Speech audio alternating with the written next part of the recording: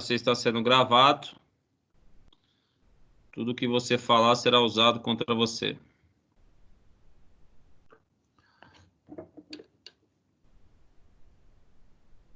Vocês estão vendo aí a Lei 13.869? Sim.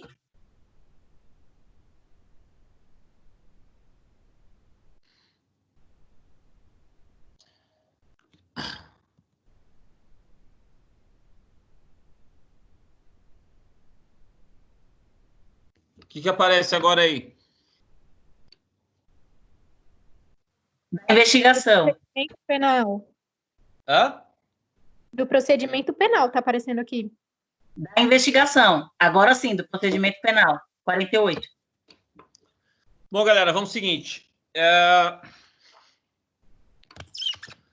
Eu vou dar só uma revisada aqui, principalmente no procedimento da lei de drogas. E nós vamos começar a lei de abuso de autoridade, tá? Então, essa parte final aqui, início agora só a revisão, no finalzinho da aula passada. E, na sequência, eu já começo a lei de drogas, tá? Drogas ou de abuso? Hã? Termina essa e começar de abuso, né?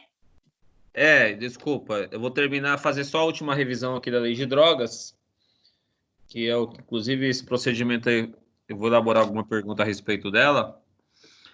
E depois, na sequência, a gente entra em outra lei que é importante, coisa nova, que envolve também vocês, futuros advogados aí, tá? Eu não sei se vocês estão sabendo, mas na semana que vem vocês farão uma prova online, né? Eu vou elaborar 10 questões e aí vai para o sistema aí, vocês vão fazer através do AVA, tá? Em relação às questões lá que estão no AVA, eu preciso que vocês me mandem até sexta-feira. Tanto de legislação penal quanto de processo penal, tá? Porque eu preciso lançar essas notas aí logo, né, que é a nota desses trabalhos aí, tá? E na semana que vem, vocês vão ter uma semana aí para responder as questões, né?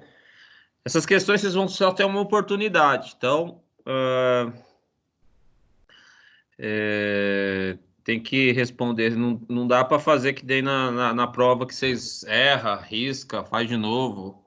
Se você colocou a resposta lá e mandou, já era, tá? O sistema próprio já te impossibilita de você refazer a questão, correto? Bom, mas depois a gente fala mais aí, qualquer dúvida, tá? O que eu preciso de vocês é que avise aí quem não está presente, que eu preciso até sexta-feira dos trabalhos lá. Eu tô conferindo. Professor, Oi. boa noite, é o Douglas. Eu enviei essas questões pelo AVA.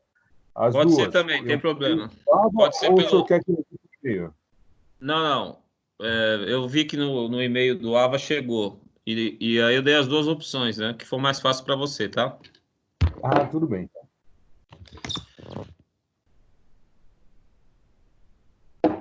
E aí, Félix, mais alguém?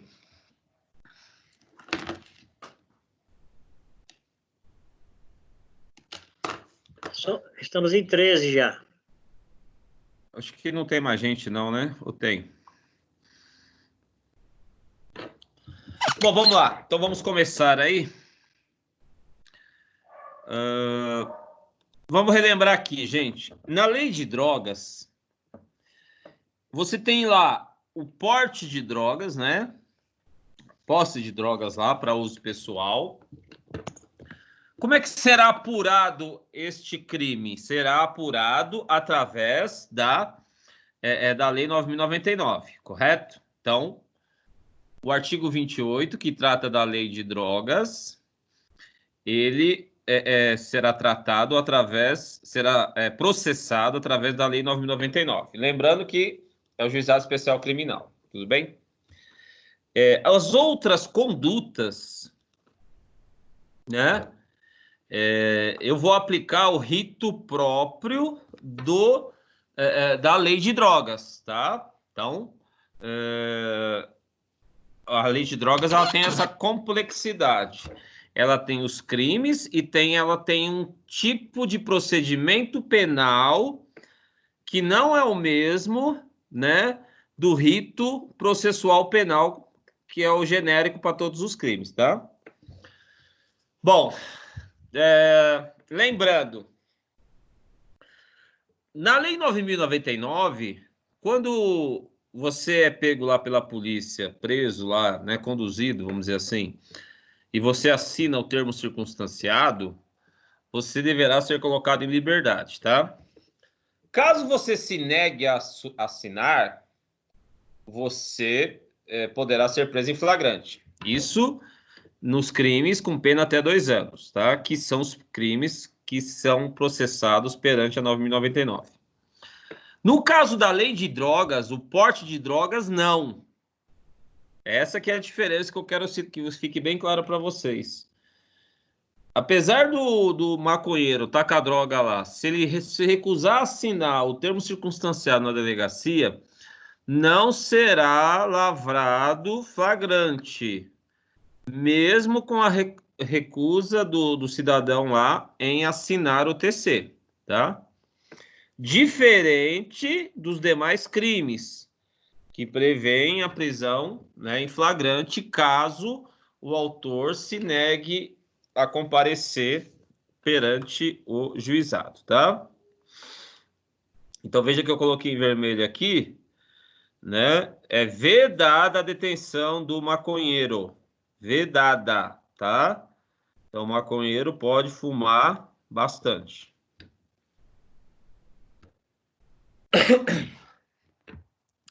Bom, ele pode ser conduzido para exame de corpo de delito, né?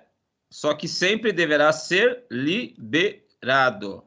Lembrando que as nossas normas são feitas por muitos maconheiros, não é isso? Tá? Então, por isso que eles não querem ficar presos, né? Bom, poderá, no caso do tráfico, que é o artigo 33, ser aplicada para as vítimas e testemunhas, colaboradores, né, testemunhas, a lei de proteção a vítimas e testemunhas. Ou seja, você tem a possibilidade nessa lei, 9.807, da pessoa mudar até o nome, ela ser trocar de identidade, ela não ter o nome dela revelado no processo, tá? Ter proteção escolta policial, dependendo da denúncia, né, dessa pessoa contra o tráfico de drogas, tá? Principalmente quando denuncia o PCC, por exemplo, grandes quadrilhas aí, tá? Então, é possível ter as medidas protetivas da 9.807, que é a Lei de Proteção e Testemunhas. Bom, a investigação foi lá feita a prisão em flagrante, né? Mesma coisa lá, em 24 horas aí tem que ser encaminhado o auto, tá? E vai ser dado vista ao Ministério Público, correto? Deve ser feito um laudo de constatação. Esse laudo de constatação, o que que é? É só um laudo para dizer se tem realmente o elemento químico lá da droga, né? Tá? Para poder ser feito o flagrante. Se não constatar, não é possível fazer o flagrante, tá? Então tem que ter um laudo preliminar sobre a constatação da toxicidade aí do material. Posteriormente será elaborado um laudo definitivo, um laudo mais completo, tá? Isso após aí, geralmente durante o processo ou propriamente o inquérito. Bom, em tese aqui, a lei fala que em 10 dias, né, deverá ser destruída aí, né, as drogas. Aí só deve manter uma amostra, né, para poder ser feito um exame contra a prova aí, se for necessário, tá? A destruição aí vai ter a presença aí do delegado, do Ministério Público e autoridade sanitária. E o local que vai ser destruída a droga deve ser vistoriado antes e depois para ver se não sobrou nenhuma porcentagem, né? Tá? Não sobrou nenhum pouquinho de droga lá.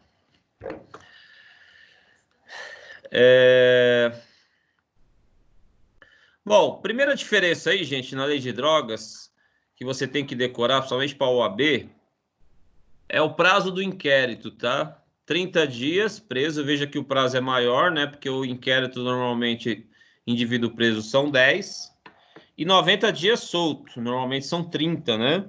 Então aqui é a primeira diferença da lei de drogas, prazo do inquérito, tá? E esses prazos podem ser duplicados, correto? Então poderia ser 60 e 180. Bom, vai ser remetido o inquérito ao juiz, né? E aí o inquérito vai relatar lá o local, as condições, como se desenvolveu a ação criminosa, tá?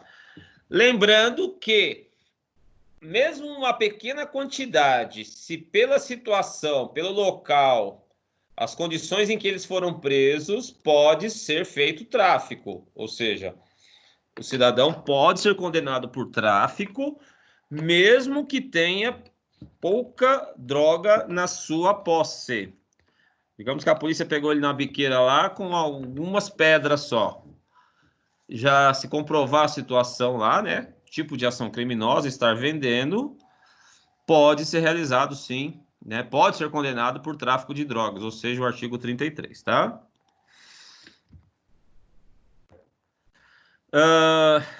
Pode ser devolvido aí para novas diligências complementares, né? E aí, até 3 dias antes da instrução de audiência de instrução de julgamento, né? Pode ser feito novas diligências aí.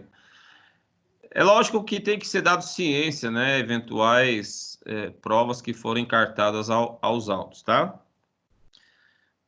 Será feito o levantamento dos bens e valores que o indivíduo tem a seu ele tem como seu patrimônio, tá?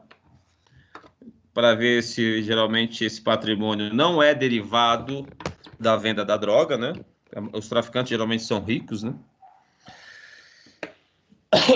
É possível, apesar que a lei de combate ao crime organizado já prevê isso também, né? Mas a lei de drogas também prevê, né?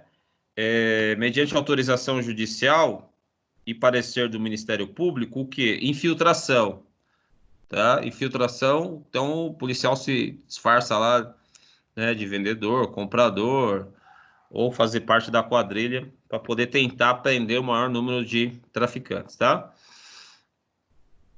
A não atuação policial sobre os portadores de drogas, né? Eu não sei se vocês lembram, que tipo de flagrante que seria esse? Quando eu não atuo diretamente, espero um melhor momento para melhor colheita de provas. Quem lembra? O retardado? Flagrante? Retardado. Retardado, postergado. Perfeito, tá? Esse flagrante, então, é aquele que eu adio o momento da prisão para tentar pegar um momento com maior possibilidade de detenção de indivíduos, tá? Bom,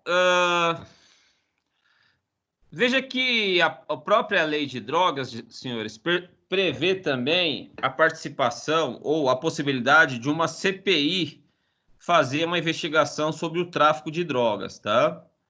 Então, essa CPI, né, feita aí pela Assembleia ou pela Câmara, né? O Senado, né, se for uma CPI mista, né?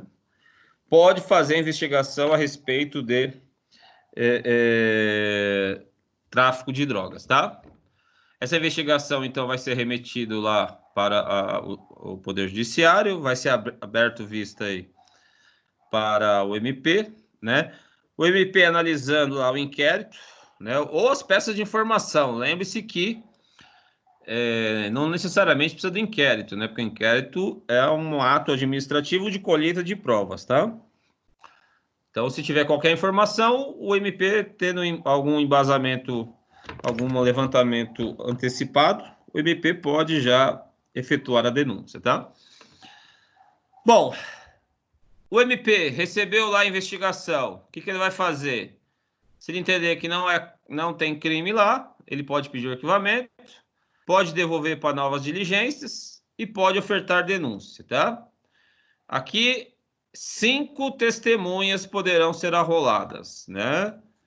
No processo ordinário, são 8, sumário 5 e 3. Aqui são 5, tá? E pode requisitar outras provas aí de interesse para o processo. Veja, senhores, que o promotor ofereceu a denúncia, o juiz, antes de ele receber, ele vai devolver para a defesa se manifestar por escrito, né? Chamada defesa prévia, em 10 dias. Então, presta atenção no que eu estou falando. Antes do juiz receber, ele manda a defesa se manifestar a respeito da denúncia, tá? Porque quando ele recebe, está iniciada a ação penal. Bom, essa defesa preliminar, né, defesa prévia, o advogado pode alegar aí aquelas exceções, né, as preliminares, as incompetências, né, arrolar aí até 5 testemunhas também, e outras provas aí que ele entenda pertinente para defender o seu cliente, tá? Aquelas exceções que nós falamos, elas correrão em autos apartados, que são as exceções de incompetência, suspeição, né? Que nós já aprendemos. Bom, se o advogado não apresentar, o juiz vai nomear um defensor e vai dar mais 10 dias de prazo, tá? Lógico, dando vista dos autos para ele poder se manifestar. Isso se ele não, se o defensor do traficante lá ou do acusado, né, não apresentar essa defesa, tudo bem? Bom, apresentada a defesa, o juiz decidirá em 5 dias. O juiz vai decidir o que aqui, gente? Vai decidir se recebe ou não a denúncia, tá? Então, aqui essa decisão, na verdade, é decisão de recebimento ou não da denúncia. Não é decisão final do processo, não. O juiz poderá também pedir aí, determinar a oitiva do preso e novas diligências, exames e perícias, tá?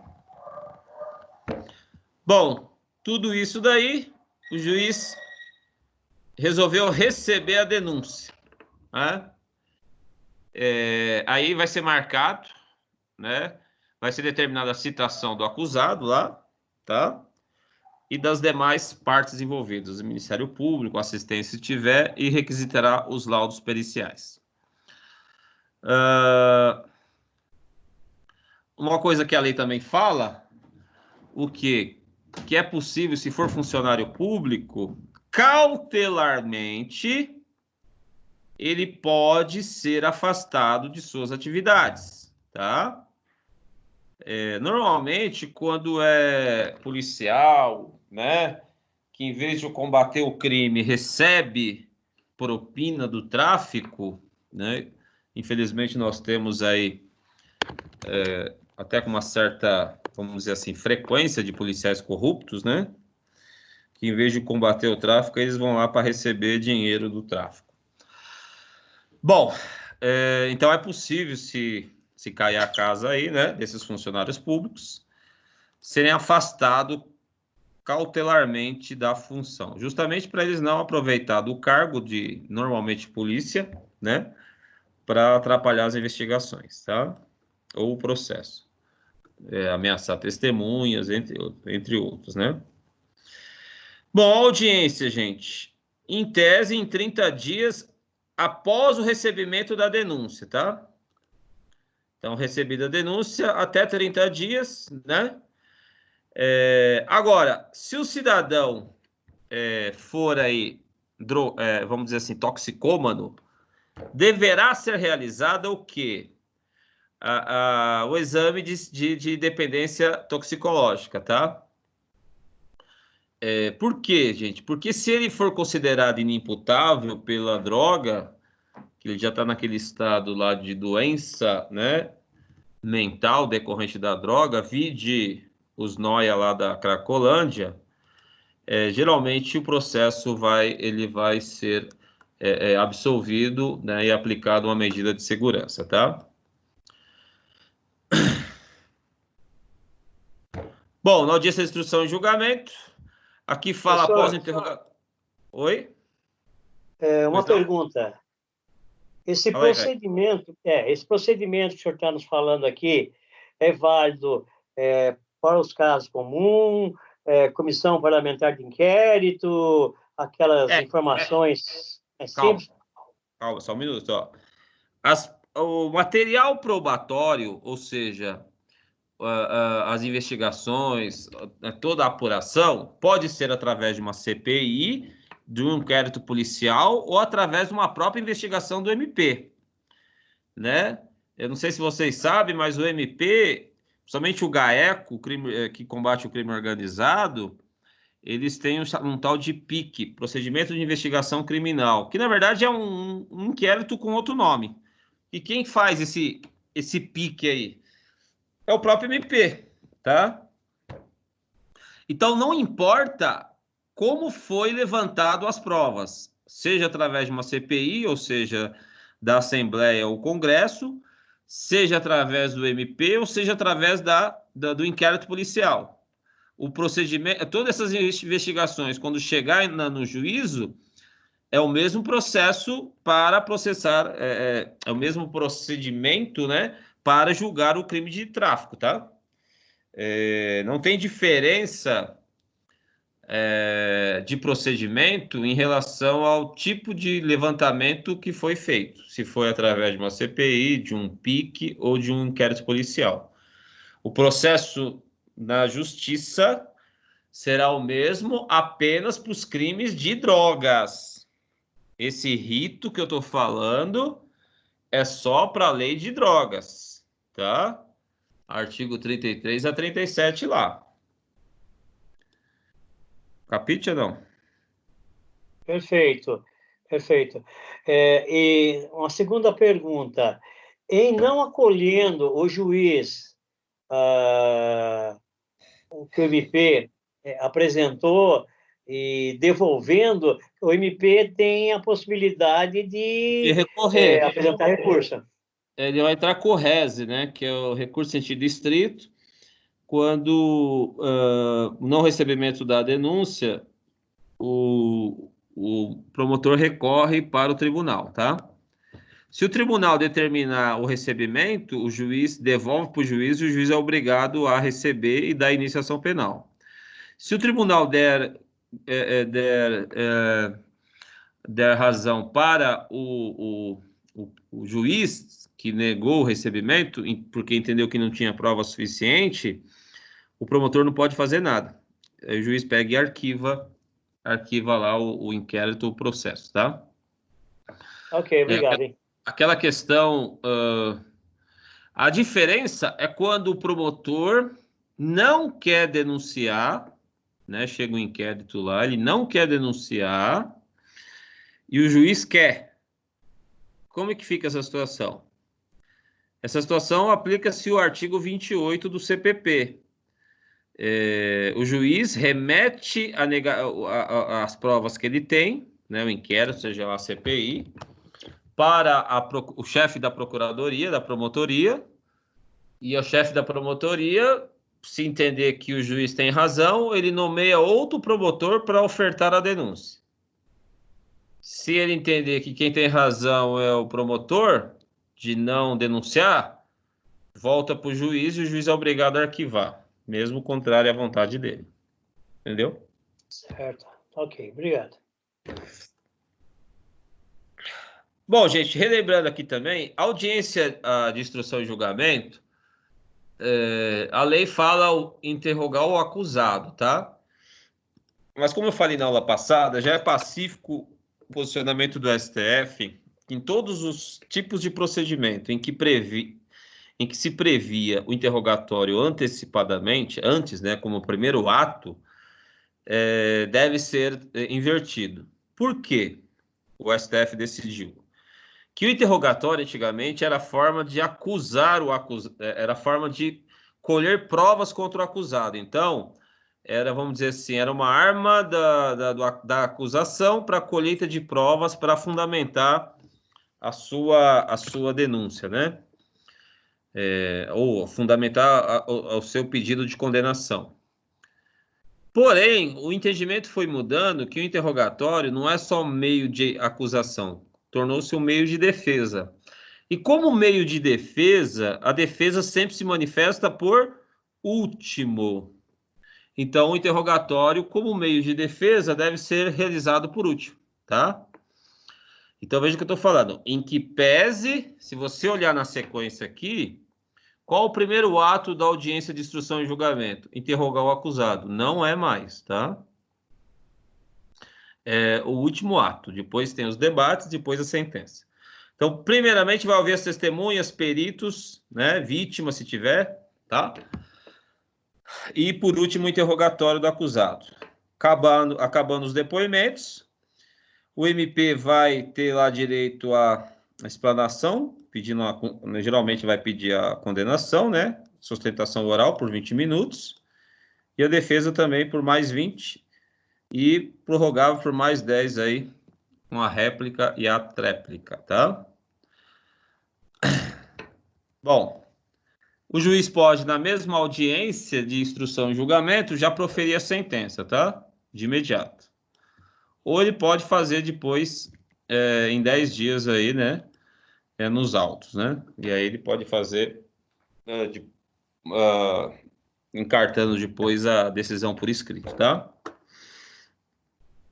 Aqui diz também, gente, outro artigo que caiu, que o réu não poderá apelar sem recolher-se à prisão. Isso não vale mais, tá? Mesmo que eu fui condenado e fugi, o meu advogado tem direito a apelar. E eu tenho direito que essa apelação seja conhecida e julgada no tribunal.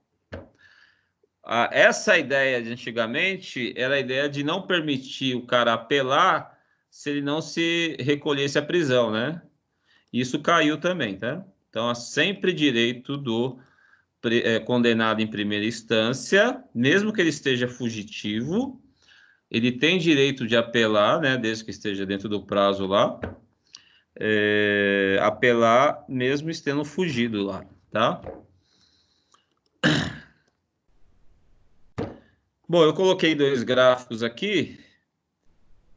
Depois vocês me lembram de eu mandar esses slides, tá? Então lá, o flagrante, o inquérito, tudo. Aqui você tem o prazo diferente, né? 30 e 90. Vai para o MP, o MP tem 10 dias para pedir arquivamento, novas diligências ou efetuar a denúncia. Nessa denúncia, ele já vai colocar até 5 testemunhas, tá? Vai voltar para o juiz vai abrir defesa prévia em 10 dias para o advogado, né, do acusado. Ele também pode arrolar testemunhas, tal, e volta para o juiz. O juiz pode rejeitar a denúncia, pode dar provimento, né? E aí marcar aí a audiência de instrução e julgamento, tá? Veja que a audiência aqui, se o juiz receber, desculpa, antes disso, né? Se o juiz receber, der provimento lá, vai ser citado para apresentar a defesa lá, vai ser citado antes, né? Para apresentar a defesa prévia lá, tá? Aliás, desculpa, vai ser citado, não, vai ser intimado para apresentar a defesa prévia. Depois que o juiz receber, é que ele vai ser citado da acusação, porque daí que teve iniciação penal, tá? Antes, ele só vai ele só vai apresentar uma defesa prévia. A citação é só depois quando o juiz já recebeu, tá? Na audiência, o interrogatório é o que vai ouvir o acusado, né? É o último oitivo. Primeiro o testemunho, depois o interrogatório.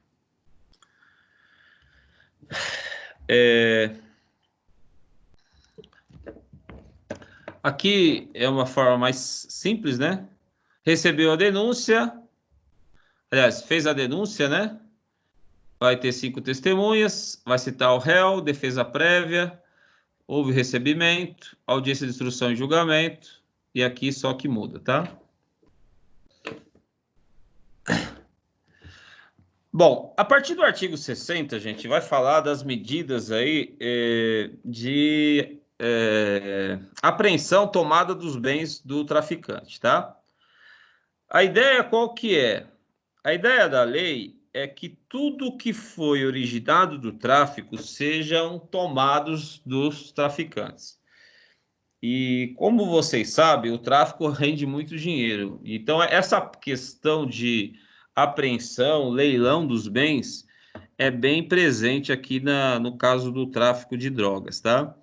A gente tem na própria polícia, por exemplo, nós já tivemos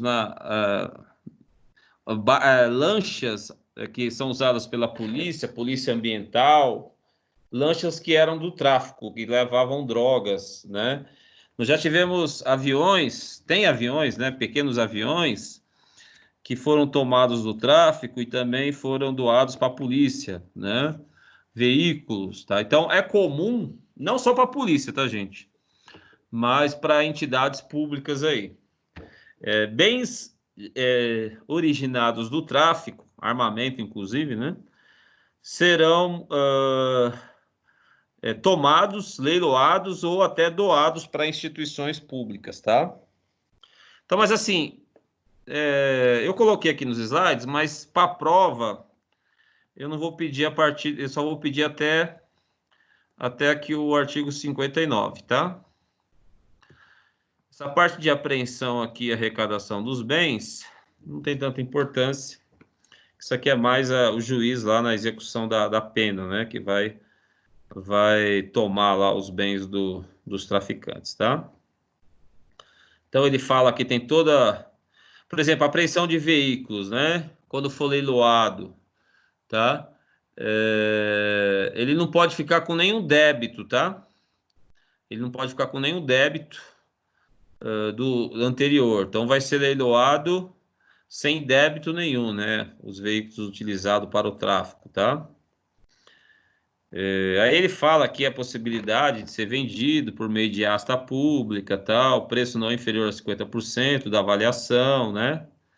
Então, basicamente é isso. Nós tivemos também uma alteração no pacote anticrime aí, que diz, foi coisa recente, tá? Veja que eles tentaram facilitar a venda dos bens apreendidos do tráfico através de meio eletrônico. Então, ou seja, o objetivo é o quê?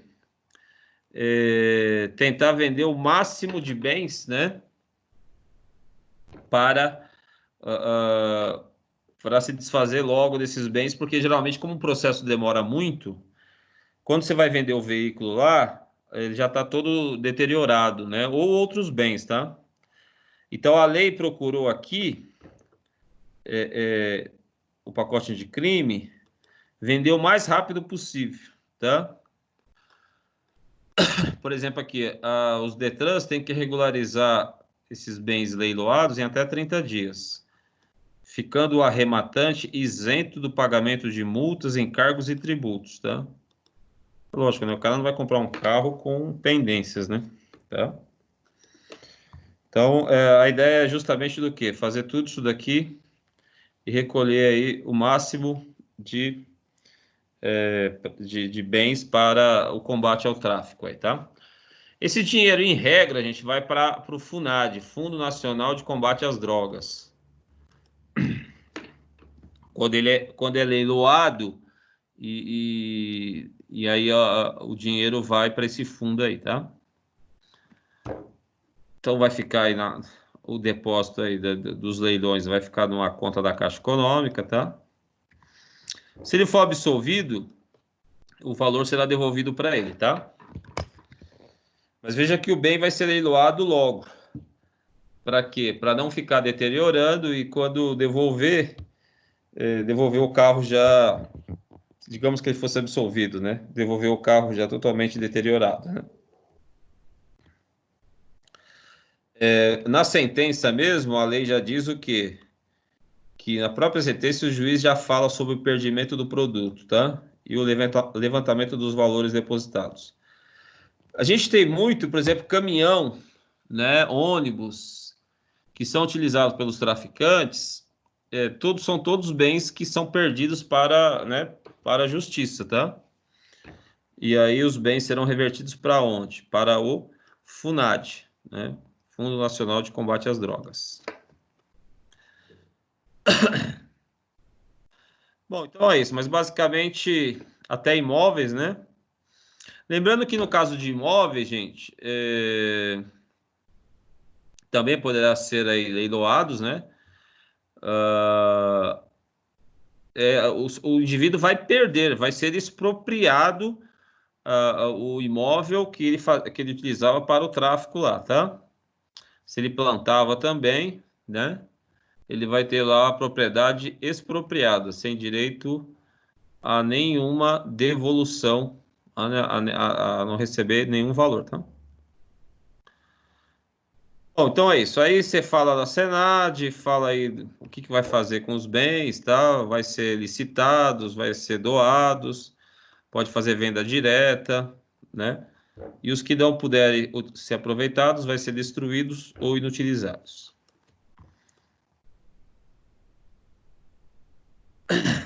Aqui eu coloquei o artigo da Constituição Federal que é interessante, que as propriedades rurais que forem localizadas culturas ilegais de plantas, né, exploração de trabalho escravo, serão expropriadas e destinadas a quê? A reforma agrária e a habitação popular, tá? Sem qualquer indenização ao proprietário.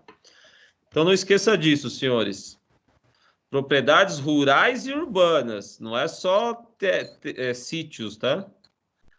Que forem utilizadas aí para culturas ou trabalho escravo, serão expropriadas, não é desapropriada. Desapropriada, eu vou indenizar lá o proprietário. Aqui não, eu vou tomar o terreno mesmo, tá? E aí pode ser utilizado para reforma agrária ou habitação popular. Ô, professor, o Pois Léo não. pediu para você autorizar a entrada dele na aula. Só um minutinho. Tá, James. obrigado. O Léo, Léo? acho que é Eliomar. Aqui não tá aparecendo ele não, cara. Eu ativei agora o James. Passa... Ah, apareceu agora. Eliomar. Isso, obrigado, hein? Valeu. Bom, então isso. Aí tem todo o procedimento aqui de venda, né? No artigo 64 e 65, senhores, fala da possibilidade de intercâmbio com os estados aí, tá? Para fazer o quê? Prevenção, tratamento e repressão. Lembra lá no começo dessa aula de lei de drogas que eu falei que a lei tinha 3 objetivos: prevenir o uso, tratar e reprimir o crime, o tráfico, tá? Então, para combater o tráfico de drogas, poderá ser feito convênio com os estados e com o DF. Existe também aí intercâmbio de inteligência policial, né, com outros países, tá? Então, existe a Polícia Federal, principalmente, tem esse trabalho de intercâmbio com outras polícias, tá? De inteligência policial, de informações policiais, principalmente no combate ao tráfico internacional de drogas. Bom, então é isso. Lei de drogas aí, para a prova até o artigo 59, tá? Essa parte final aqui não interessa. No caso já da condenação e execução, tá? Que vai cair até o 59, beleza? Bom, vamos agora para a lei de abuso de autoridade. Tudo bem aí? Estão me ouvindo? Alguma questão sobre lei de drogas? Carlos. Nada? Bom, gente, vamos para a lei de abuso de autoridade. Se não houver nada. Bom, essa lei de abuso de autoridade, ela revogou a 4898, né? Que é uma lei que existia desde 68, tá? Por incrível que pareça, né? Percebe-se claramente nessa lei que o objetivo é cercear a atuação tanto da polícia quanto da magistratura e do MP. Então, essa lei, na verdade, foi feita como, no meu entender, como uma reprimenda contra a Lava Jato. Tá? Por que eu penso dessa forma? Porque vocês vão ver nos tipos penais várias situações que foram praticadas na Lava Jato, né, divulgação de conversas, mostrar acusados, virou tudo abuso de autoridade, tá? Então, apesar de ser o governo, aí, vamos dizer assim, do Bolsonaro, mas o Congresso ainda é um Congresso extremamente, vamos dizer, contra a aplicação da justiça. Ou seja, quando eu ameaço de prender por abuso de autoridade, qualquer autoridade, eu, na verdade, estou enfraquecendo o sistema de persecução penal, tá? É lógico que tem muitos abusos, com certeza tem, né? Mas o policial ficar com medo de fazer qualquer ação, ou o juiz ou o MP, de responder, né? Em vez de você ter uma atuação mais, vamos dizer assim, atuante, policial mais linha de frente, essa lei, na verdade, ela veio tolher um pouco aí as atuações policiais e judiciais. Isso é o meu ponto de vista, tá? Mas vamos lá. Essa lei aí foi publicada em 5 de setembro. O presidente vetou vários artigos e aí voltou para o Congresso. E o Congresso derrubou o veto de vários artigos. Você vê como o Bolsonaro está com o Congresso contra ele, né? Ele vetou um monte de artigos, só que vários artigos foram restabelecidos pelo Congresso. E vocês sabem, né, que vocês têm constitucional, que se uma lei é vetada, o Congresso quiser analisar, eles podem derrubar o veto. E isso aconteceu em vários artigos da lei. Eles não derrubaram todos os vetos do Bolsonaro, mas derrubaram vários, tá? Então você vê como é uma lei que causou um debate entre o executivo e o legislativo. Bom, vamos lá. Primeira coisa aí, essa lei ampliou o tipo de agente que pode responder por abuso, tá?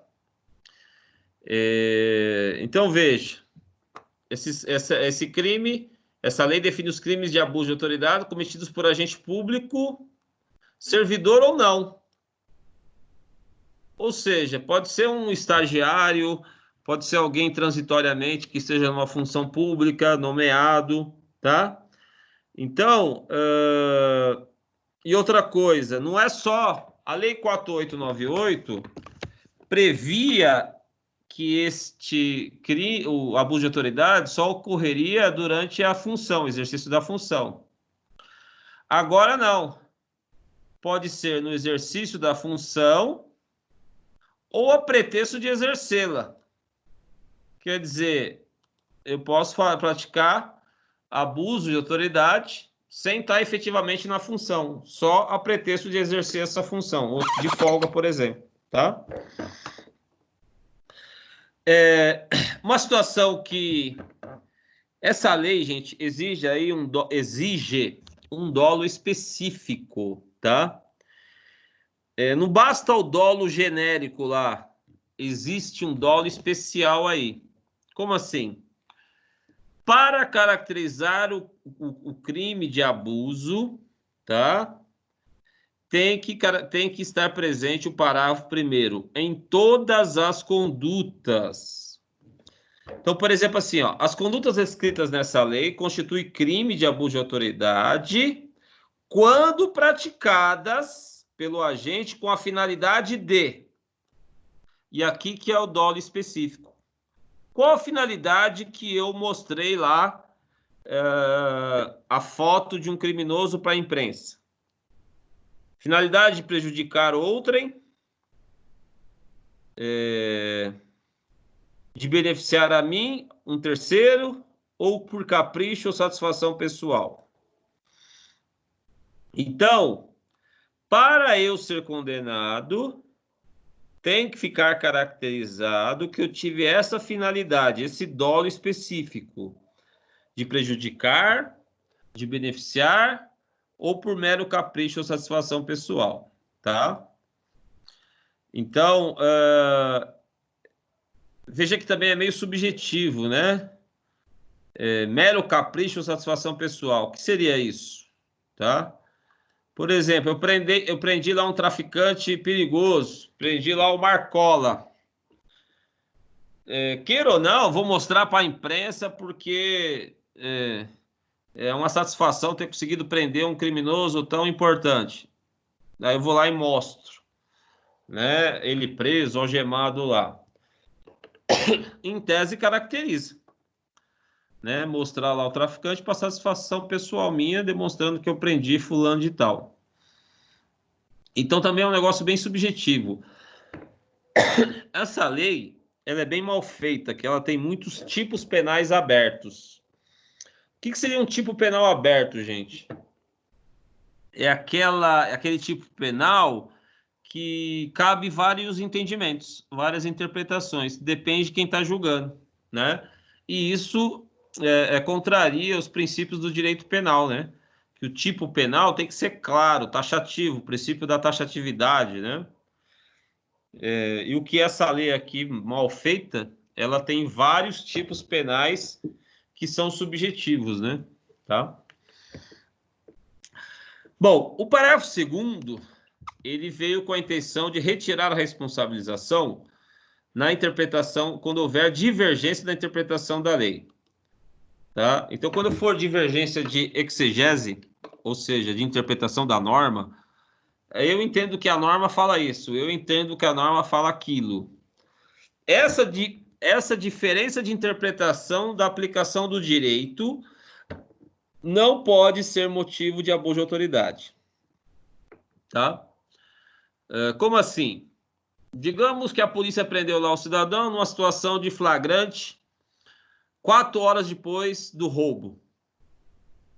Aí o delegado, vamos pensar assim, ele não faz o flagrante porque na interpretação dele já não estava mais o flagrante, já não tinha mais situação de flagrante. O promotor chegou lá o inquérito para o promotor, peraí, o cara não prevaricou, não tomou as providências, né? Ou ao contrário, né? O promotor pega e denuncia lá o delegado por ter prendido numa situação que não era flagrante, vamos pensar assim. Desde que essa divergência seja jurídica, né? Não será abuso de quem prendeu ou quem liberou aí, tá? A diferença de exegese ou a interpretação da norma não gera abuso de autoridade. Lógico, desde que haja efetivamente uma divergência, né? Algo que é claro lá e a autoridade não tomou providências ou fez né, claramente violando a lei, aí ele poderá responder. Essa interpretação de lei, essa exegese aí, ela é apenas quando há divergência de fatos, divergência do direito. Fatos não, do direito, tá? Bom, então, importante aqui, esse slide aqui, número 1, é justamente que tem que ter um dolo específico para configurar as condutas desta lei, e não haverá dolo quando houve interpretação jurídica diferente, né? Ou quando há dúvida na interpretação jurídica, tá? Então, não vai configurar, né, abuso de autoridade. Se houver dúvida na interpretação da lei. Bom, os sujeitos do crime aqui, gente,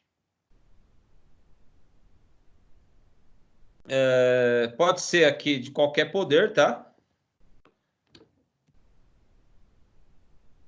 Então, pode ser de qualquer poder, né?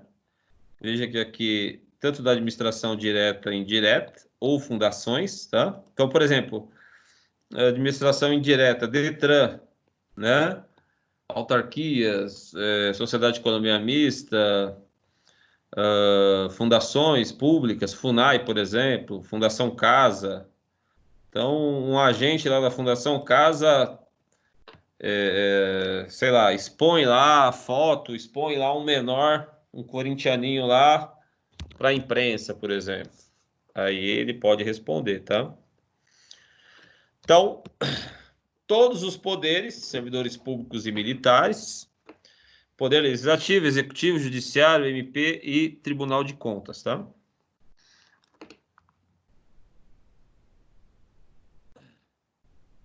Bom, a lei também, gente, colocou lá que também considera-se agente público, né, para os efeitos dessa lei de responder por abuso, todo aquele que exerce transitoriamente ou sem remuneração. Então, veja que temporário, por exemplo, servidor temporário, servidor que não é remunerado, por exemplo, mesário, jurado, foi eleito, nomeado, designado, né, qualquer forma de investidura que dê poder a esse funcionário, ele poderá vir a responder por essa lei.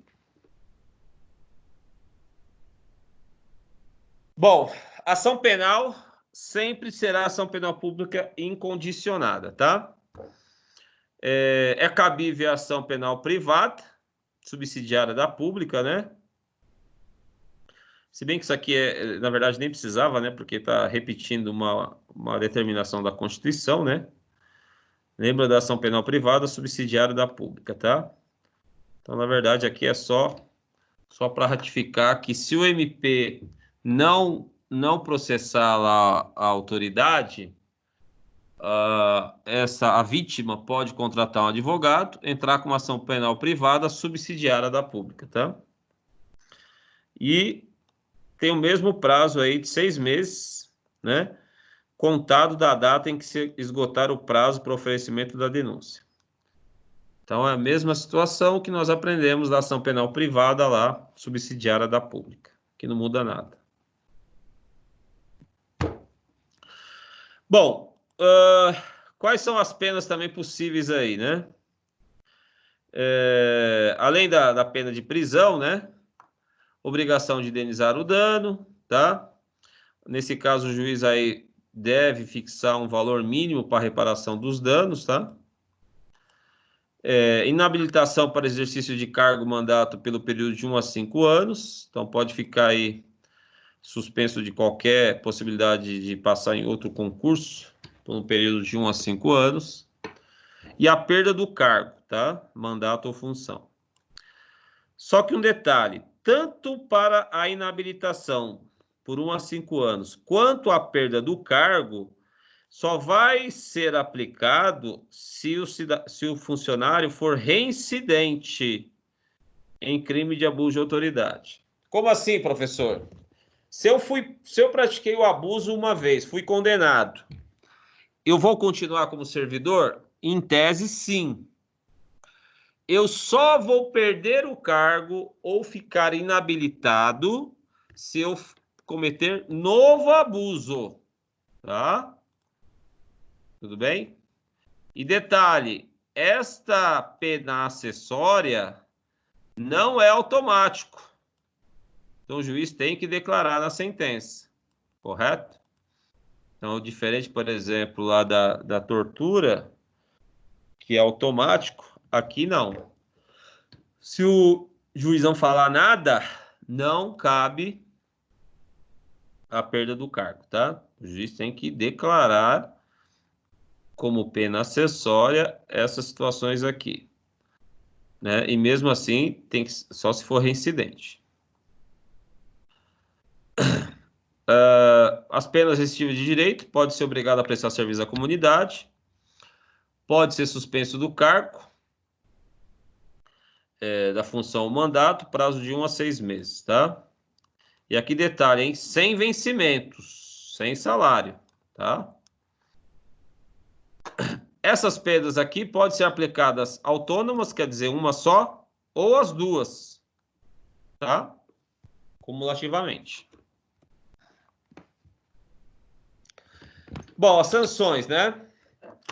Essas sanções penais serão aplicadas independentemente da natureza civil ou administrativa.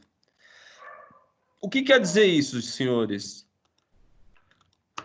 O servidor, quando ele comete um ato criminoso que viola a lei de abuso de autoridade, ele pode ser, normalmente ele vai responder um processo administrativo e poderá sofrer uma ação civil da vítima que teve lá algum direito seu violado por esta autoridade, tá?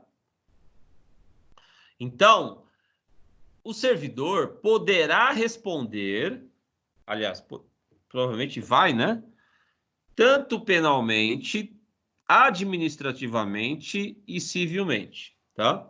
E ainda tem a possibilidade de responder por improbidade administrativa, que é uma outra lei também, né?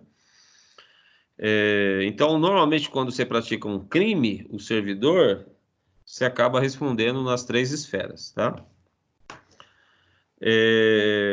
Quando tem essa falta funcional, além do processo por abuso, deve ser informada a chefia do servidor, né, para apuração da infração administrativa, tá?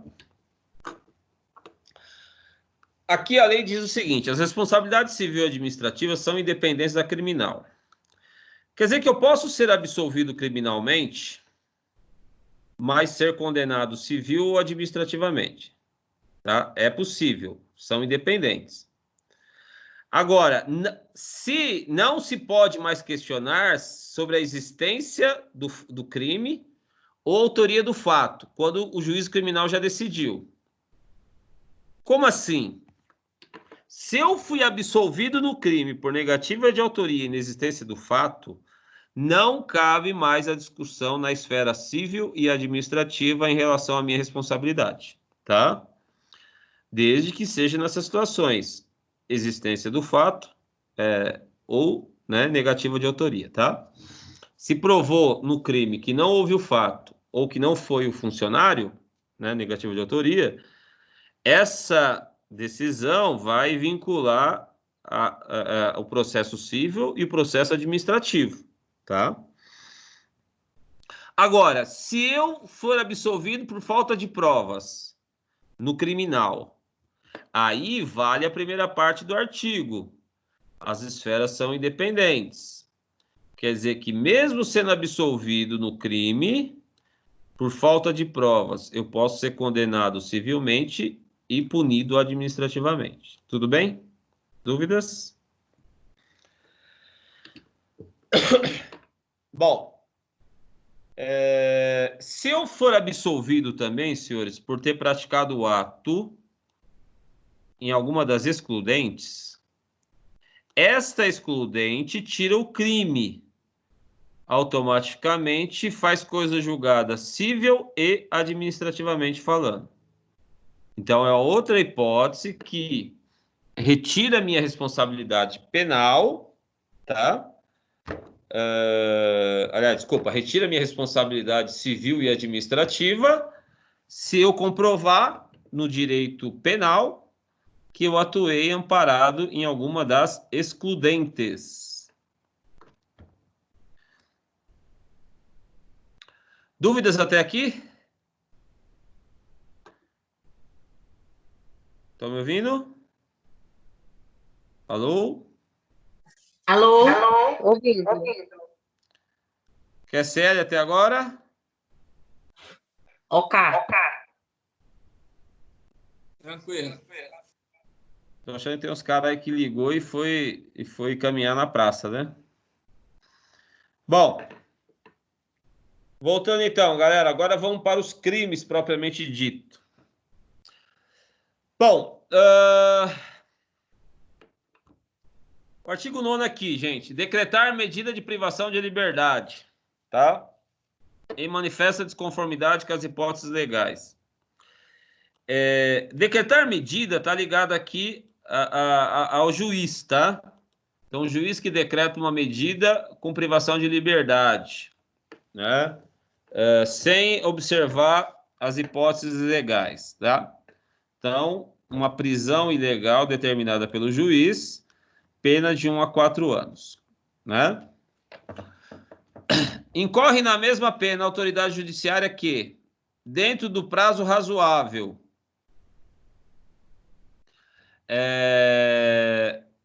veja que é um tipo aberto, né? O que é um prazo razoável para você?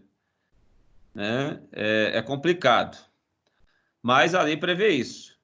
Incorre na mesma pena a autoridade que, dentro de prazo razoável, deixar de relaxar a prisão ilegal.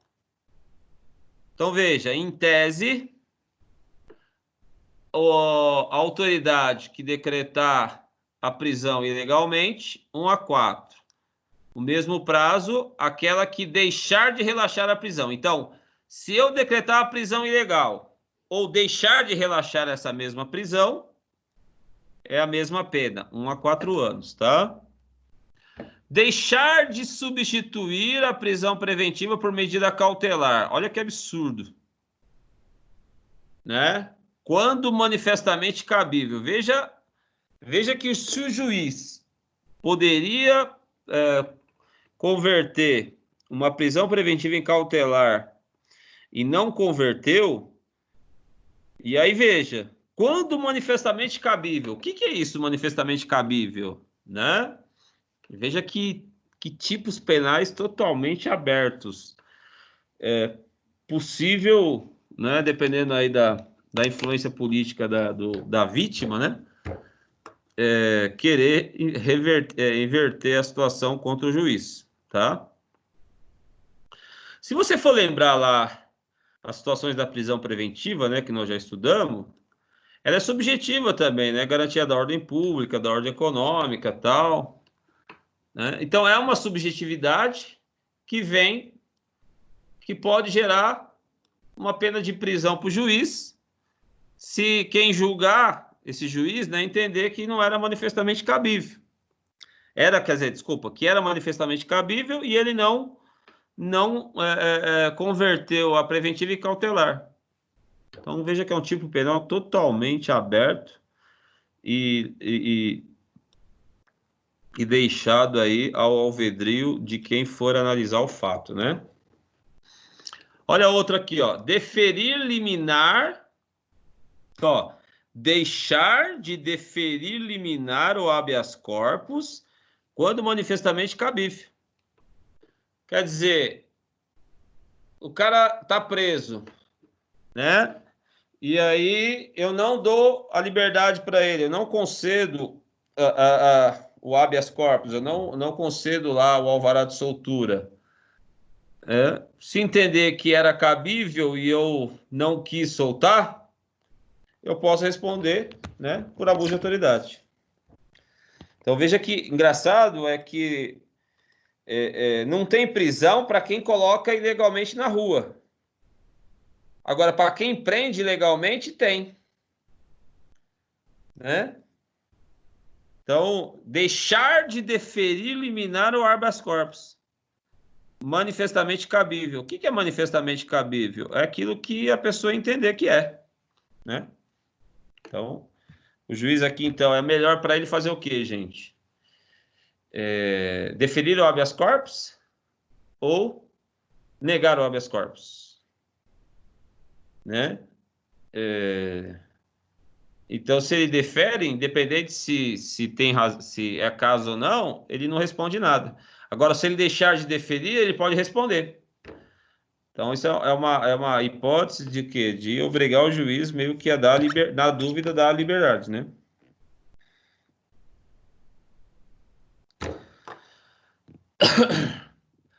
Bom, artigo 10, decretar a condução coercitiva de testemunha ou investigado manifestamente descabida. Veja outro termo, né? O que é manifestamente descabida, né? Ou sem prévia intimação de comparecimento em juízo, ao juízo. Então, a ideia aqui, gente, é quando o juiz decreta a condução coercitiva de alguém, sem essa testemunha ou investigado ter sido intimado, né? O juiz, então, deixou de intimar e já mandou conduzir à força. Então, tem crime aqui de abuso de autoridade, tá? Decretar aqui também a ideia do juiz, né? Que decreta a condução coercitiva, tá? Delegado, por exemplo, mesmo o Ministério Público não tem essa autoridade para decretar essa condução coercitiva aí. Então, pena também 1 a 4 anos, né? Aquele que manda condução coercitiva sem ter havido uma prévia intimação aí né, do conduzido, tá? 12, gente. Deixar injustificadamente de comunicar prisão em flagrante à autoridade judiciária no prazo legal. Aqui está mais ligado ao delegado, né? Federal, estadual, ou autoridade militar num flagrante de crime militar, tá?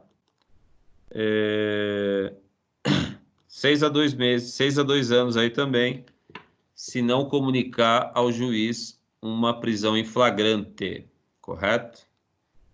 Tá? Na mesma pena, né? Quem deixa de comunicar a execução de prisão temporária, a autoridade judiciária que a decretou. Então, por exemplo, foi decretada a prisão temporária, preventiva. Se eu cumprir lá, conseguir achar o cara, eu tenho que comunicar ao juiz, sob pena de responder de 6 meses a 2 anos, tá? Se eu deixei de comunicar lá a prisão de qualquer pessoa e o local onde se encontra tanto a família ou a pessoa por ela indicada, também é abuso de autoridade, tá? Então, eu tenho que comunicar a prisão para a família, do fato, né, da prisão dela e onde que ela está. Deixar de entregar ao preso nota de culpa, né? Lembra que eu falei para vocês que isso daqui, a não entrega da nota de culpa, é uma formalidade essencial que gerará a ilegalidade do flagrante. Hoje, então, além de gerar a ilegalidade do flagrante, a falta de entrega da nota de culpa também é crime de abuso de autoridade, tá? Então, aqui, em regra, seria aí para o delegado, né? Quarto, prolonga a execução de pena privativa de liberdade, prisão temporária, preventiva, medida de segurança e internação, deixando sem motivo justo e excepcionalíssimo de executar o alvará de soltura. Aí eu te pergunto, gente, o que é motivo justo e excepcionalíssimo, né? Então, sem motivo justo e excepcionalíssimo de executar o alvará de soltura. Então, aqui, geralmente está ligado aí ao presídio, né? O diretor do presídio, que deixou de liberar lá o preso, né? Imediatamente, tá? Então, se ele ficar com um dia a mais lá, já vai sobrar abuso de autoridade, correto? Imediatamente, então tem que ser feito imediatamente após recebido, né, o alvará de soltura. Ou deixar de promover a soltura do preso quando esgotado o prazo judicial legal. Na prisão temporária, você tem o prazo lá de prisão, conta inclusive o dia da prisão, né? Quando der lá a quantidade de dias, se não for renovada, a autoridade lá do presídio tem que soltar, né, o preso, né, no dia lá que encerra o período da prisão temporária, tá? Sob pena de abuso de autoridade. Bom, aqui, principalmente para a polícia, né, que prende aí o ladrão e usa as fotos para divulgar nos grupos policiais, isso aqui atrapalhou bastante o trabalho da polícia, investigação, da PM mesmo, que normalmente prende aí e divulga a foto dos bandidos nos meios policiais, tá? Então, é abuso de autoridade, constranger o preso ou detento mediante violência, grave ameaça ou redução de sua capacidade de resistência a exibir seu corpo ou parte dele exibido à curiosidade pública. Então, aquela situação de levar o preso lá, né, colocar lá o banner lá da polícia e mostrar o preso para todo mundo, tal, hoje não pode mais, tá? Então, hoje é abuso de autoridade, né? Exibir aí, né, o cidadão lá, né, a curiosidade pública. Quem que é que estuprou, matou, fez isso? A polícia, quando achava, levava o cabra lá e colocava lá para todo mundo ver. Se fizer isso hoje, é abuso de autoridade, tá? Constranger o preso aí, a submeter a situação vexatória ou a constrangimento não autorizado em lei. Então, eu não posso constranger lá o preso, tá? Colocar ele em situação aí vexatória. Veja novamente, o que é a situação vexatória? O que quem estiver julgando entender que é, correto? Também é proibido constranger o preso a produzir prova contra si mesmo ou contra terceiro, né? Nemo tenetur sed tegere, ninguém é obrigado a produzir prova contra si. Além desse provérbio latim, agora, se o preso for obrigado a produzir essa prova, quem obrigou pratica abuso de autoridade, tá? Bom, tudo isso daí, pena de 1 a 4 anos. Sem prejuízo da pena combinada à violência. Então, se o preso apanhou, tem 1 a 4 anos mais a pena da lesão, tá?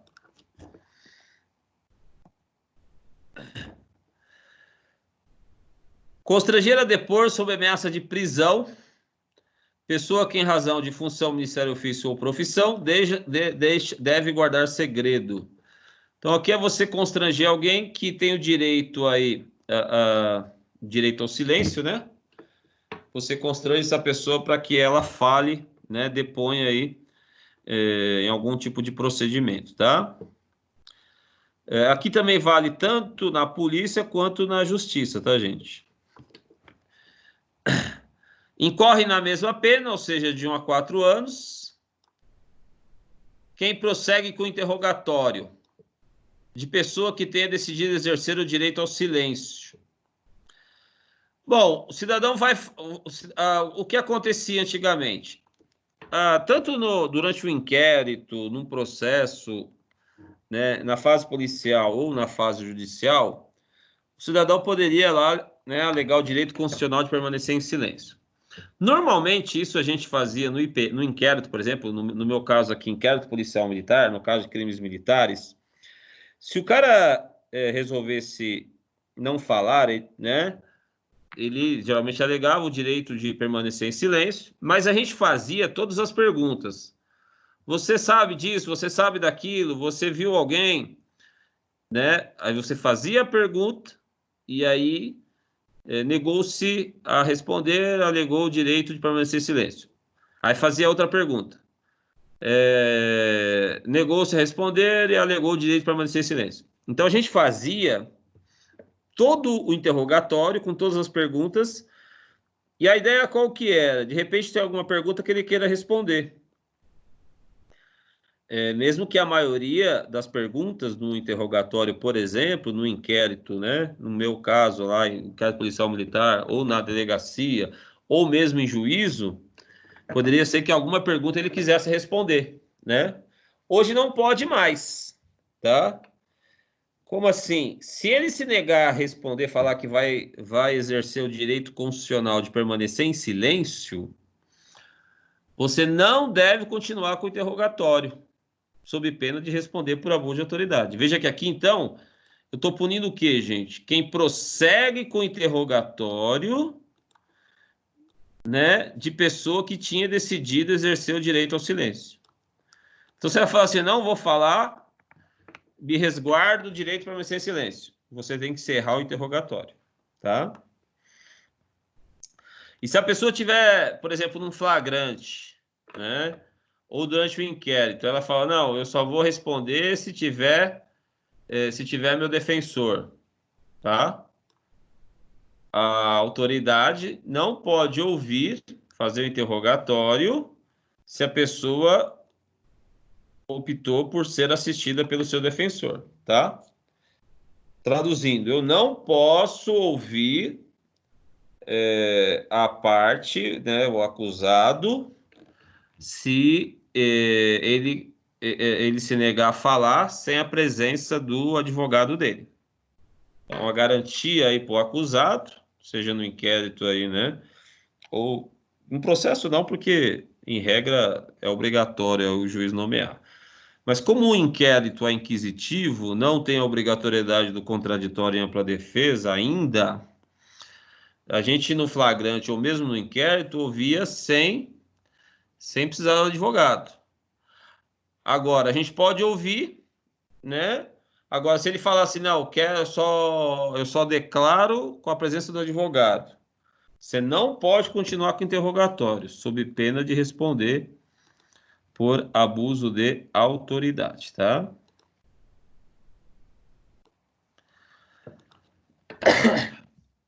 Aqui é um outro crime absurdo, no meu entender.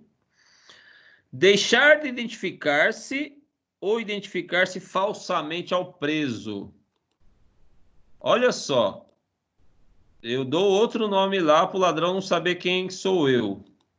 Eu pratico abuso de autoridade, né? Aí o Marcola quer saber lá, quem é você que me prendeu? Aí eu falo, eu sou o Renó. O que vai acontecer com o Renó? Agora, se eu não me identificar, né? E veja que é captura, né? Aqui tá ligado geralmente ao policial na rua lá. Então o ladrão tem direito a saber quem prendeu e quem efetivou o auto de prisão em flagrante, tá? Então, 6 meses a 2 anos. O preso aí tem direito aí de saber quem é o responsável pelo seu interrogatório, né? Aqui no caso na delegacia, geralmente. Tá? Deixar de identificar-se ao preso ou atribuir falsa identidade. Então, eu sou obrigado a dar todos os meus dados para o ladrão saber quem eu sou e depois vir me matar. É isso que a norma prevê. É isso? Submeter o preso a interrogatório policial, aqui é na polícia, tá? Durante o repouso noturno. Lógico, se ele foi preso em flagrante, né? Pode ser qualquer horário. Ou se ele concordar em depor, né? Estando assistido pelo seu defensor, tá? Então, no caso da polícia, não se faz mais interrogatório noturno, tá? A não ser que seja em flagrante. Mas lembrando, se for no flagrante, ele pode se negar a depor se não tiver com a presença do seu advogado. E aí você também não pode fazer esse interrogatório, correto?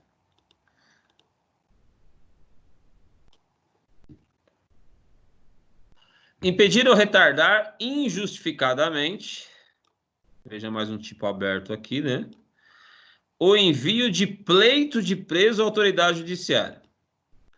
Aqui está ligado ao pessoal da Polícia Penal, que cuida dos presos lá, e o preso tem direito a fazer pedidos para o juiz da execução. Se lá o diretor do presídio lá, ou alguém lá a mando dele retardar, impedir o pleito do preso ao juiz, responde 1 a 4 anos, tá? Então aqui também o preso tem direito de ter seus pedidos aí, né? Por exemplo, como é que tá lá, sei lá, eventuais abusos que ele está sofrendo, necessidades lá do cárcere, ou alguma questão da legalidade da sua prisão, ele tem direito que isso seja analisado pelo juiz, tá? Bom, o juiz também pode responder. Aqui vai ser lá o pessoal do presídio, os funcionários do presídio, né? Mas o juiz também, ciente do impedimento, ou seja, de que, né, ou da demora, ficou sabendo que o preso tem reclamação e não foi tomada as providências, e o juiz deixa de tomar as providências tendentes a saná-lo. Na verdade, seria um crime de omissão do juiz, né?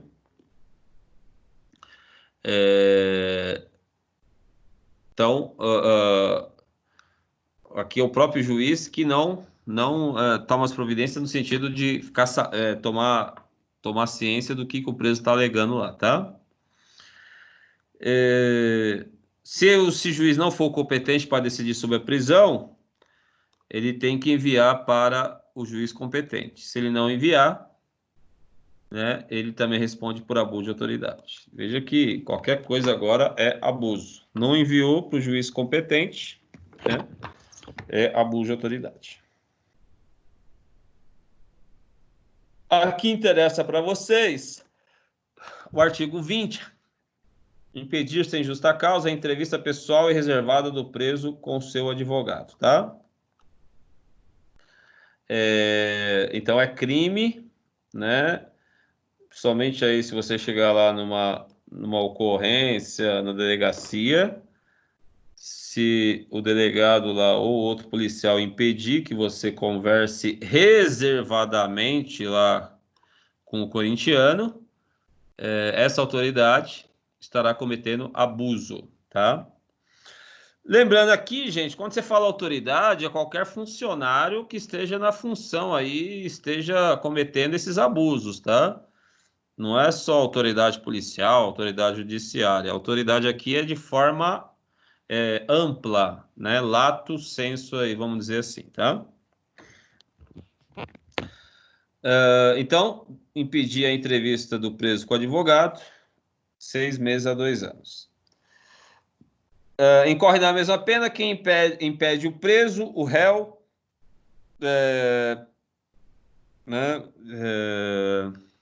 o investigado de entrevistar-se pessoal e reservadamente com seu advogado ou defensor por prazo razoável, né, antes da audiência judicial, tá? E de sentar-se ao lado com ele e comunicar-se durante a audiência. Correto? A não ser que seja um depoimento por, né, videoconferência, tá? Então, é crime da autoridade, aqui no caso vai ser judicial, né? Não deixar o advogado conversar com o preso, com o acusado antes da audiência, né? E sentar-se ao lado dele e comunicar-se durante a audiência. Então, tudo isso daí, os senhores, como advogados, têm direito aí, né, de ficar ao lado do seu cliente, conversar com ele antes e durante a audiência, correto?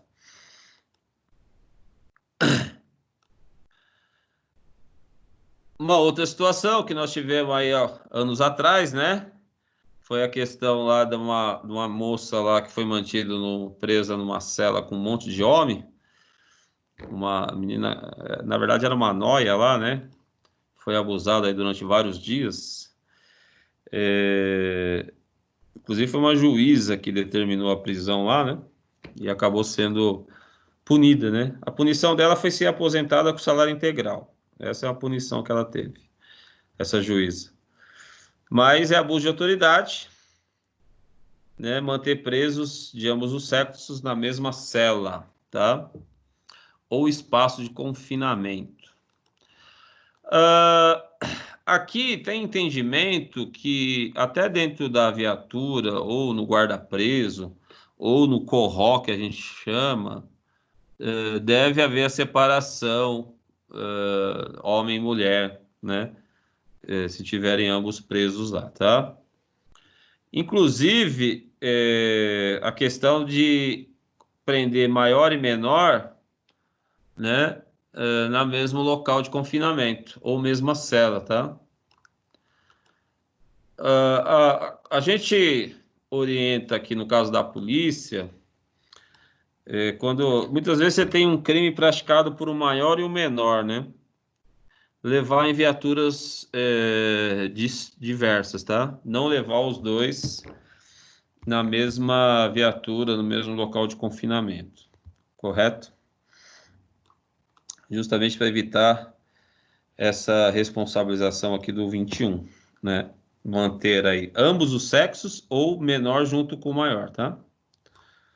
Isso também dá problema aqui de acordo com o artigo 21, correto? Bom, o 22, senhores, ele veio revogar lá o artigo 150 de violação ao domicílio quando se refere a funcionário público, tá? O 150 do Código Penal, que é violação ao domicílio, ele ficou só para o cidadão comum. Para funcionário público, aplica-se agora o 22, né?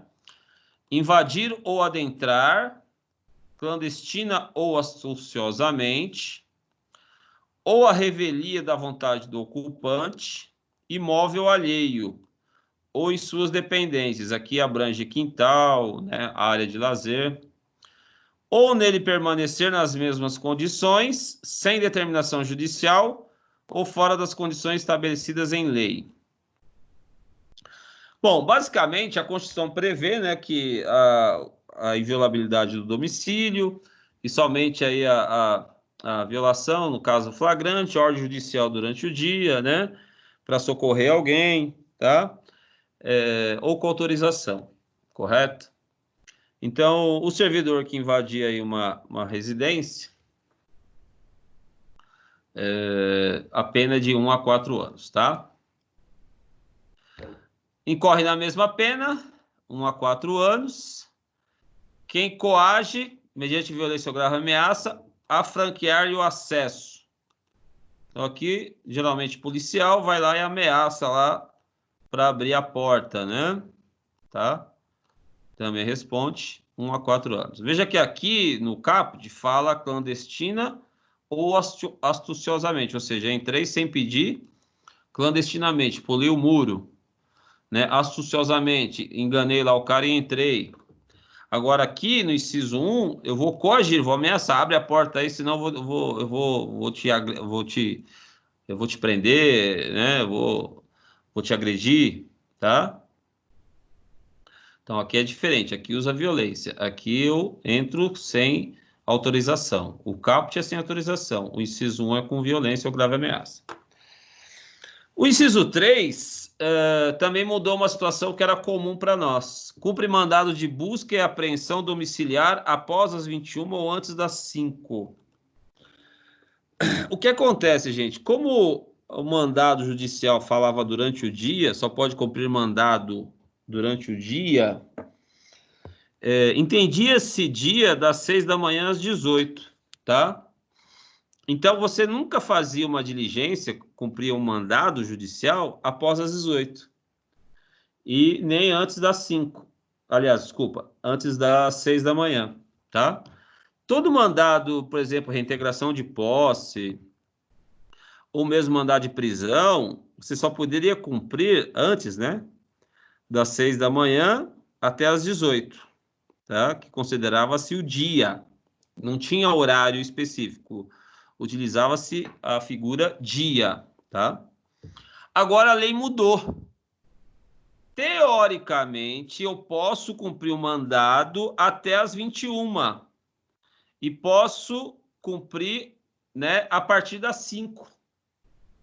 Então, diminuiu 1 hora, quer dizer, aumentou 1 hora de manhã e mais 3 à noite. Aqui, na verdade, aqui veio detalhar algo que era utilizado o conceito de dia, mas o dia contando das 6 às 18. Agora não, agora o policial, né, geralmente policial, pode cumprir mandado aí das 5 da manhã até as 21, tá? A ideia aqui seria que só seria abuso, né? Em tese, após esse horário, tá? Tem algum entendimento ainda que, como a norma fala dia, depois das 18, 19 horas já não é dia, seria ilegal também? Tem esse entendimento, tá? E aí consideraria-se uma prova ilícita, né? Porque não é mais dia, 19 horas, 20 horas não é mais dia. E seria uma prova ilícita, mas sem punição por abuso de autoridade. Abuso de autoridade só seria se fosse entre 21 e 5 da manhã, se eu entrasse numa residência. Tem entendimento que só poderia entrar até as 21. Tem entendimento, eu já vi na doutrina, que das 18 às 21, se entrar é prova ilegal. Não é crime, porque crime é só se você entrar depois das 21. Mas seria uma prova ilícita, porque não é mais dia e você estaria violando aí a Constituição, tá? Mas assim, para nós, né, lógico que você vai adotar a corrente que mais interessa para defender o seu cliente. Se você estiver defendendo um policial, por exemplo, acusado de ter invadido uma residência e, sei lá, cumprido o mandado às 19 horas, quer dizer, mandado não, né? Depois das 21, né? Você tem que alegar aí que é uma situação de flagrante, alguma coisa nesse sentido, tá?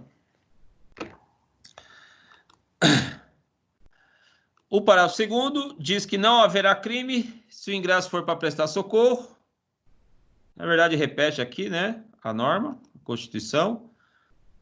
Houver fundados indícios que indiquem a necessidade do ingresso em razão da situação de flagrante ou desastre, tá? Então, veja que aqui, senhores, a lei, em tese, trouxe uma excludente para a polícia, né? Só de eu ter fundados indícios que tem lá situação de flagrante, não haverá crime de abuso de autoridade, tá? Então, aqui, na verdade, houve até uma melhora, né? Porque a lei só fala que só é permitido se tiver em flagrante. E aí, quando você entrava muitas vezes e não achava o flagrante, né? Uma denúncia que acabava não se confirmando, você poderia responder aí, né? Porque não estava flagrante e você invadiu. A norma agora permite, que diz que não haverá crime se você tiver fundados indícios que tem flagrante lá, né? Então, aqui, na verdade, melhorou um pouco para a polícia. Que basta fundados indícios aqui e não haverá crime de abuso de autoridade nessa situação, tá? Até aí, alguma pergunta? Senhores, estão vivos? Ok, professor. Vivos. Bom, Eu tô aqui passando raiva lendo essa lei horrorosa. ela é muito subjetiva, muitos tipos penais abertos, tá A cara da complicado. Mariazinha do Rosário. Ela foi feita por um congresso que quer segurar a Lava Jato, né? Com várias normas aí, com o intuito de segurar juízes e promotores da Lava Jato, tá? É revoltante, quase não dá para acreditar que isso tinha intenção de ser um melhor, viu? Os caras com a ideia de que a direita assumiu, que não sei o que e tal, mas estão fazendo mais normas para proteger o criminoso, né? É diferente do que a gente achava que iriam fazer, né? Mas justamente por causa da Lava Jato que os políticos, grande parte, tem envolvimento, né? Tá? Somente os deputados e senadores, que tem vários que têm o rabo preso, né? Bom, gente, eu vou parar por aqui, que eu tô com uma afta na boca e tá doendo aqui. Nós vamos continuar depois da prova, a partir do artigo 23, tá? Anote para mim aí. Esta lei não cairá na prova da semana que vem. Semana que vem não, né? É semana que vem já? Semana que vem. Então, para a prova semana que vem, tortura, crimes hediondos, lei de armas e lei de drogas, tá? Lei de abuso de autoridade vai cair só na prova final, tudo bem? Nós não acabamos ela ainda, tá? Então eu não vou exigir, não vou pedir agora nessa primeira prova semana que vem. Dúvidas? Posso fazer uma pergunta com relação à prova? Pois não. como a gente nunca fez assim provas online, o senhor sabe como é que vai funcionar? Vai ser disponibilizado num dia, numa hora? Você vai ter quanto tempo para executar isso daí? O senhor tem alguma coisa que pudesse adiantar para a gente? Ou também não tem essa informação ainda? Posso. Essa prova você vai ter de segunda a sexta para respondê-la, tá? Eu tenho que colocar ela até segunda-feira de manhã no sistema, a partir, acho que das 14 horas que vai abrir. E você tem até sexta-feira, 24 horas, tá? Você, quando você entrar para fazer, você pode fazer qualquer dia da semana, né? Uma vez só, tá? Se eu fosse você, esperava aí o pessoal melhor fazer, né? E depois eu saberia as questões posteriormente. Quem fizer primeiro vai ter que Professor, segurar o BO só aí, um né? dia para fazer todas as provas? Não, não. A prova vai ser aberta segunda-feira à tarde. Você tem até sexta-feira para fazê-la. Ah, ok. Então pode fazer uma por dia, no caso. Sim. Pode fazer em qualquer Qualquer horário, inclusive. horário, qualquer dia, dentro do dia 20 a 24. Aí esse que você está falando que só vai poder entrar uma vez é a mesma prova. Na verdade, você pode entrar outras vezes, só que responder, você só pode responder uma vez. Não vai ter duas alternativas, entendeu? Duas chances. Isso que eu quero dizer. Entendeu? Entendi. Bom, então é isso, gente. Mais alguma questão? Tudo ok, muito obrigado. Deixa eu perguntar para um cara bom aqui. Deixa eu ver quantos estão aqui presentes. Quantos nós temos aí? Tem uns caras que somem, né, cara? Tinha 13, né? Um já foi embora, ó. Bom, gente, boa noite aí. Bom jantar para quem não jantou ainda. Fiquem com Deus aí. Abraço. Boa noite. Professor.